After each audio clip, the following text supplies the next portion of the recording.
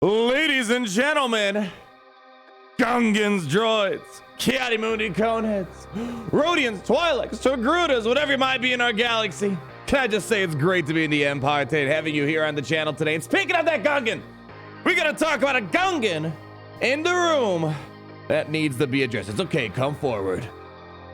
Tell us your name, where you live, apologize for your crimes against the Empire. No, it's okay, I'm kidding. Relax. This is the Gungan we gotta talk about today. The Executor.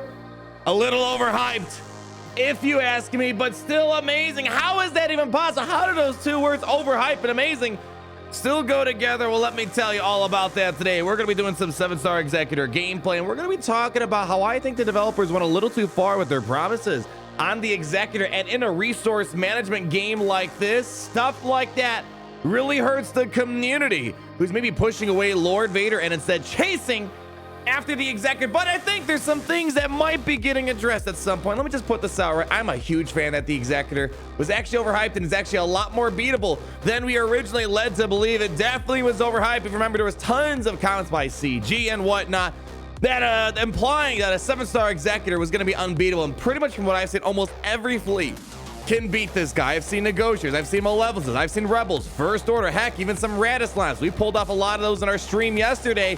Hey, we got a great recommendation here from Did Not Reddit Man. Hey, easy way to fix the Executor. Just make the Death Star available on turn 1, just like Commander Sokatano with her instant kill ability with Master Kenobi. That will stop those pesky free-to-play people beating our pay-to-win ship. Fantastic insight right there. Did Not Reddit Man. I didn't even think about that. Brilliant. I mean, we kind of said this while ago when we reacted to this developer interview about how this fleet is supposed to be impossible to beat. I kind of said, you know what? I've been playing this game for a long time.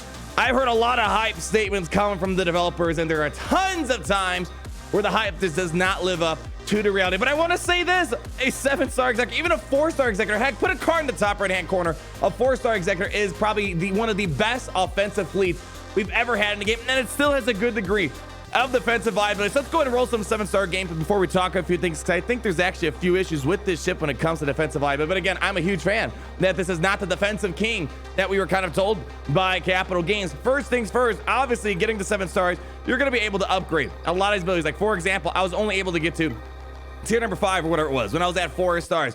Getting extra damage output on that basic right there. Here, when you're upgrading your abilities, you're able to get those extra damage out there. Here, when you're upgrading from level 5, when you're at that 4-star range, you're getting extra health recovery. You're getting force, you're getting taunt, extra health and protection recovery. So you are getting a lot more benefit just from the abilities alone, being able to stun the ship and reducing the cooldowns of your Death Star. Huge upgrades right there. But as he's shown, a 4-star ship was already pretty dang good. But here's one thing that changed a lot, obviously. The higher the stars, the more speed on a capital ship. And oddly enough, I think people aren't noticing that this actually might be the problem of an Executor. Some actually telling me that they actually enjoy a lower star Executor than a higher star Executor. What is going on? Heck, we've even shown myself multiple times on stream and in video how a 4-star Executor can easily win a mirror match up against a 7-star Executor. We're gonna go ahead and just pop this baby in full auto. Why do we even gotta play? So this is what I want to say. Yes, this ship was overhyped. That is not the defensive king. I don't think we're living in a world right now where if someone has the Executor and you don't, you're gonna be unable to beat it. Almost everything beats it. And so far, we'll make more of an in-depth video on it. But so far, the best counters, in my opinion, are probably going to be the Rebellion. Boy, it's weird to say. I'm probably going to be set up for high treason here in a few short moments. But honestly, the Rebel fleet is probably going to be one of your best ways to go about it without the need of a Malevolence or a Negotiator for the matter. But you got to be careful. I do notice if someone tries to throw in a TIE Bomber, it could get a little dicey if you can't take out that TIE Bomber right away. But nonetheless, Rebels still pulling off amazing work as an anti-meta fleet that we see that used against the Malevolence and Negotiator. On that note, the Malevolence is very good up against the Executor. Probably if you want something a little bit more consistent, Rebels, boom, the Malevolence is going to be your ticket to beat these Executors out there. Negotiators, it definitely is a bit of an uphill battle for Negotiators a little bit, but I have seen some people pull off the job here and there with the Negotiator. So what is going on there?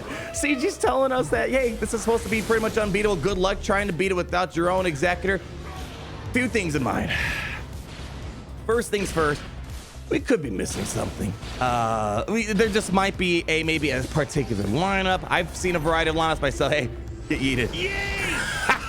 It's just so much fun to use this ship no matter what star count you have it yet, but there might be a chance that there, you know, maybe, just maybe, there's a more specific lineup that this fleet needs to end up using that we just haven't really seen yet. But I've seen a variety of lineups, and more or less we're still seeing, especially Malevolence. Malevolence seems to have the highest consistency up against this type of fleet here. And again, this is not me complaining, wanting to buff the ship. I actually like it the way it is. Great on offense, best offensive fleet we've had in the history of this game, but it's still very beatable. And I've actually noticed I was at #1 yesterday with this fleet, and I've fallen down pretty much more or less the same than I did with my Negotiator on defense. So there's really not that much of a defensive holdup here, but I want to point this out.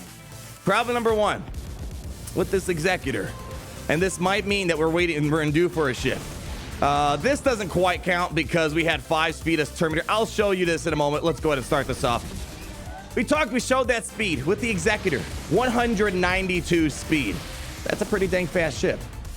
Problem is, there's not quite a bounty hunter ship that's able to get out there before the Executor and set up the breach, so that way you can have a good opening play. And again, on offense, not really a problem because you know to use the abilities at the right time and what you're doing. But when it comes to defense, the AI prioritizes the basic ability. And that basically doesn't really do all that much. That's usually the first opening move there, and some people thought, all right, maybe it's an AI issue. I think the AI is working perfectly fine. It's working with what it has there, because when you read the abilities of the Executor, you don't really need the mass swarm if there's no breach. You need breach to get the mass swarm from bounty hunters. There's no need for the health and protection cover if you're still pretty early on in a battle, and there's no reason to cleanse if there's no debuffs right away. So you're kind of left with just that basic ability right away. So you open up with that exposed, and it's not a very grandiose opening move. So this has led to the conversation again. There might be a ship that's lingering out there, and obviously the one that's on a lot of people's minds is the Punishing one coming to the game. And there might be a good chance that maybe if we get a Punishing one, maybe it's going to be a ship that opens up before the Executor and does like an AoE breach, applies breach everywhere, so that way he can open up with the mass swarm attack, because that's obviously the play to go. I mean, but look again, overhyped on defense, yes. On offense, still an amazing ship, but nonetheless, I feel kind of bad because I've always told you guys, when there's anything coming to the game, give it some time. Resource management, even your real money that you're gonna be investing in this game is at stake here. It's always best to just kind of wait, see initial reactions. Do you need to rush for the ship? Do you need to get this ship to 7 stars? And so far, we're kind of saying no. There's lots of counters to the ship's 4-star Executor. It's working perfectly fine out there. And let's do this. Let's go ahead and let's do a Malevolence lineup real quick. So I kind of feel a little bit bad. A lot of people rush for the ship because a lot of people are in that situation. Should I go for Lord Vader? Should I go for the Executor? And the Executor seemed like the least path to resistance to a unit that was going to be practically unstoppable, a Galactic Legends feeling ship, and it's not quite to that status, if you ask me. Let's go ahead and pop this on Fallout. But going back to that discussion on the defensive viability, oh my gosh, get lit up right there, on the defensive viability of the ship. The problem is with no bound hunters opening up early, Executor's in a bit of a pickle. And that's why some people like a lower star Executor, because when you have a lower star Executor, it's a slower capital ship.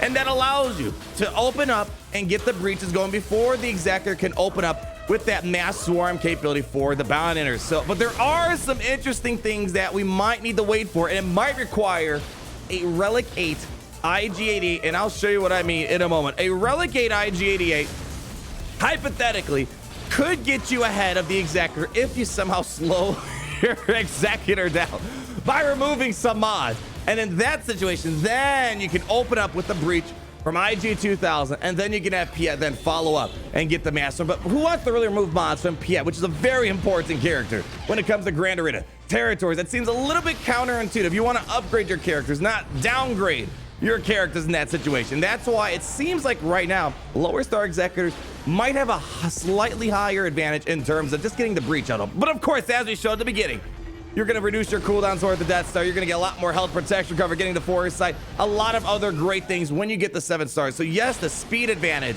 is definitely the biggest thing to take away from here. But nonetheless, it's kind of one of those, all right, well, do you want to wait for that higher cooldown on that Death Star? So nonetheless, still very good. Let me show you what I mean, though, real quick, with IG-88 in regards to the Executor. So right now, I bumped up my IG-88 to Relic 7. Personally, maybe this is what it's going to take if you want to get some brutal defensive fleet going. Personally, I don't want to really bump up IG-88 to Relic 8. I'm not that crazy. I mean, I love my ship. It's a very important aspect of the game. We've taken it seriously for a long time. Relic 8's kind of a steep investment, especially in an era where we're getting all these crazy Relic 8 requirements. But right now, we have a Relic 7 IG-88, 6 top mods on the guy. And when we take a look at his speeds, he's at 190. You see where I'm going at? What happens when you get to Relic 8? When you get to Relic 8, all ships go from Relic 7 to Relic 8. You're getting 2 extra speed on the ship. And that means then you're going to be tied. It's going to be a coin toss, 192, 192, when you compare it to the Executor. So this is where it kind of seems like the developers screwed over people who wanted to get the Executor with this absurd, unnecessary Relic 8 requirement for the Executor, because a Relic 7 Piet would have been better in this situation, because then he would have lost 2 speed and you could have probably easily gotten your IG-88 to outrun him in that situation. But now if I wanted to try to make this work, I would have to start removing mods to lose speed on the Executor. Can we take another look at my speed? Where are we at right now? So see, there we go. So if we had a Relic 8 IG-88, we would be at 192 speed, 191 Executor, and that means when the IG-2000 is going to be one of the first to move, gonna get breach to apply, and then the AI will appropriately allow you to open up with that mass swarm on that breached enemy, hopefully, and get that nice mass swarm assist. So there's some weird wonky things, and again, if this was intended by the developers to be counterable and have weaknesses, that's good, that's what we want. But I think this ship was just way too overhyped, and it kind of reminds us of some other statements. High single target damage with Omega, and of course, once we get it into our hands, it was one of the most lackluster single fire attacks I've ever seen in my life. But how about we do this? I want to show you that I think we had a Executor on defense here. Let's see if they had IG-2000 in that starting lineup here. Back up a little bit, back up a little bit, back up a little bit. Let's go to that fleet arena. Let's see, do they have IG-2000? They don't have IG-2000. All right, I was hoping they had IG-2000 in that lineup, because you could have seen how an IG-2000 could have opened up and get the breach spot. But hey, let's show you how this works. I'll play this on manual real quick, do a little bit of a mirror match. But as you're gonna see, in this situation, more speed's not better, because Executor going early, only be able to use the basic, not really a great opening play. Like, see, what's the AI supposed to do? What am I supposed to do in this situation? This is useless to me. I can't call a mass storm unless there's breach. There's no stealth. There's no debuffs on me. I don't need health protection, so you're kind of left doing a dumb move, just throwing a basic, and it's not doing much. But in a moment, we'll see if this opposing team can start getting some plays going. And just to make sure I don't feed Terminator to Houndstooth, I'll just do this. It's kind of a dumb move. You really need to get... I'm going to play this right. I'm going to play this the correct way here. You got to go for it. In the mirror match, you got to take out the Razor Crest as fast as possible. Let's go. There we go. Didn't get anything applied here. Houndstooth's going to go. And here we go. So in a moment, though, now you're going to see they kind of have a better opening mover, because they are going to get breach out before the Executor starts getting plays. But I guess here, and even in that situation, I've seen situations where the Executor does the right move. So even in that situation, they didn't do much. Maybe it's because the Houndstooth wasn't really set up for it and we had the taunt in time. But as you're kind of seeing, you know, there's some interesting wonky things going on. And either one, the developers made a mistake, they overhyped it, or it was intentional, trying to do all these interviews, getting people hyped up to waste their resources on this ship instead of Lord Vader. Now people might feel a little bit of regret, but again, I don't think there's really much need to feel regret, because this is still a fantastic capital ship to have on offense. Beats practically everything, but there's just that weird situation where a lower star Executor just feels like it has a higher advantage. And I think that might just come to the fact we might be missing a ship. Down the road, it could be a Forlom Zuckuss. I think Dengar's Punchy one is going to be the most logical one that we could be seeing sometime around the road. But you guys, you know, you let me know. Are you happy with the Executor? I'm very happy with it. Much more happy than I was a while ago when we first heard that. Because again, what did I say in that video a while ago? I said in that video a while ago, this is kind of absurd. It's weird that developers are kind of going, oh, we got to untarget. I'm sorry. Yes, I'm sorry. Ignored the Millennium Falcon. I removed reinforcements. It auto-placed it. I don't know why the Millennium Falcon is not going to be offering too much. I'm going to sit there. Oh my gosh, we're getting lit up here. If anything, this just gives you a little bit of assurance that a low-star Executor is still so dang good. And I kind of prefer a low-star Executor. You don't have to spend a ton of money to get to that point, and you're going to get a lot of use out of it. We'll have to wait and see. There might be another building block to it. Could be needed at 7 stars for some special event. I'm not feeling like it's going to be needed. I don't think it's going to be needed for Lord Vader. It seems like Malevolence is going to be that capital ship based off data mine showing some packs are going to be coming out pretty here shortly, but 4-star ship, or what is that? I believe this is a 6-star ship, doing some solid work. We got our ulted off. Let's see if we can try to clean this up here. At the very end, we're going to bring out IG-2000, finally landing the stun. But I think we might be missing some stuff here. It could very well be. You might need to get that IG-2000 up and running at Relic, and that's a tough pill to swallow. I love this bounty hunter fleet. It's a lot of fun, but I'm not quite sure I'm a fan of a Relic 8. IG-88, especially we have so many other things going on right now. Here we go. We got Darth Vader coming in. Here we go. Hey, we might be able to win this in the end here. Come on, that was a little messy. I know I kind of left you on auto in the wrong way at the wrong time. There we go. There we go. Going after that Razor Crest right there. Come on, let's go. Come on. Vader, he's over there. Why'd you go for Houndstooth? There we go. The rest of the AI seems pretty appropriate. Bounty hunters seem to go after those breached / marked enemies a lot more frequently than Darth Vader. And a lot of people ask, isn't that, do Empire characters work in this lineup? We tried an Empire fleet, you're not getting the same bang for your buck, especially when that Death Star ultimate really relies on lots of breaches to reduce that cooldown here. But there we go. Game, set, match. That was a lower star ship, and it was able to stay fairly competitive here. So overall, fantastic capital ship on offense. I'm loving it. It is a decent ship on defense. Not saying it's complete trash, but it's a very beatable ship at the end of the day. And I think this is just overhyped. And I think this is just one more reminder for you guys. Anytime something big like this comes out, unless you're someone that's going to spend no matter what and you don't care, if you're someone that has limited resource or limited money put into the game, it's always best to wait for the initial reviews to come out. And I'm sure developers that had no ill will in their statements, but sometimes their testing and what they do, and we don't know their exact process, doesn't translate into the real world.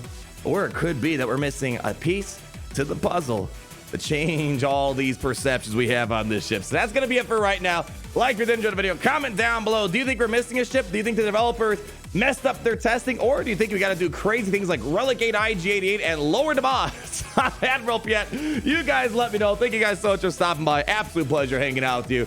And as always, remember on your way out here that it's dang great to be in the Empire today. Let's go ahead and roll out that outro, Gary.